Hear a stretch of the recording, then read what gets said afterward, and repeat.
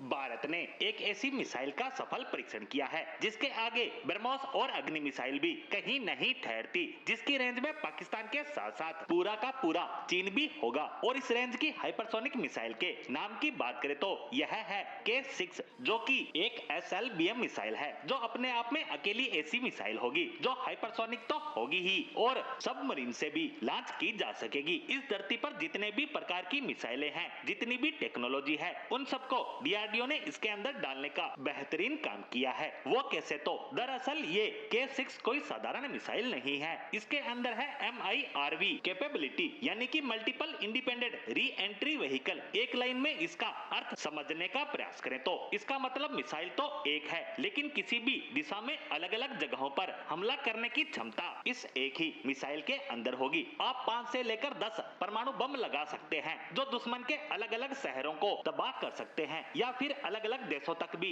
इस मिसाइल से target hit किए जा सकते हैं। इतना ही नहीं, ये दुनिया की फास्टेस्ट SLBM भी है, यानी इसके अंदर जो वारहेड होगा वो हाइपरसोनिक रफ्तार से दुश्मन पर हमला करेगा। इसीलिए कह सकते हैं कि K6 एक हाइपरसोनिक मिसाइल न होकर उसकी रफ्तार पर चलने वाली मिसाइल होगी। मतलब कि हाइपरसोनिक मिसाइल तभी कह सकते हैं जब वो 5 मैक से ज्यादा की रफ्तार से उड़े, साथ ही उस रफ्तार पर ग्लाइड भी करे, यानी अपना रास्ता भी बार बार बदले। लेकिन K6 अपने उस फेस में होगी तब उसके वारहेड उसी रफ्तार में दुश्मन पर गिर रहे होंगे, तब ये ग्लाइड नहीं कर सकते, अपना रास्ता भी नहीं बदल सकते और ना ही उस पर आपका कोई कंट्रोल रहेगा। एक बार छोड़ दिया तो लक्ष्य पर पहुंचकर तबाही मचाएगी ही मचाएगी। इसीलिए K6 को हाइपरसोनिक मिसाइल कहना तो शायद गलत होगा। हमारे पास अग्नि सीरीज की जो भी मिसाइलें हैं, जैसे अग्नि 3, 4, 5 या फिर K सीरीज की मिसाइलों में शामिल K15, K5, इन सभी मिसाइलों के वारहेड जब दुश्मन पर गिरते हैं उसे टर्मिनल फेस कहा जाता है। उस दौरान ये मिसाइलें हाइपरसोनिक रफ्तार से भी ऊपर की होती हैं। इससे आपको समझ आ ही गया होगा कि ये मिसाइलें हाइपरसोनिक ना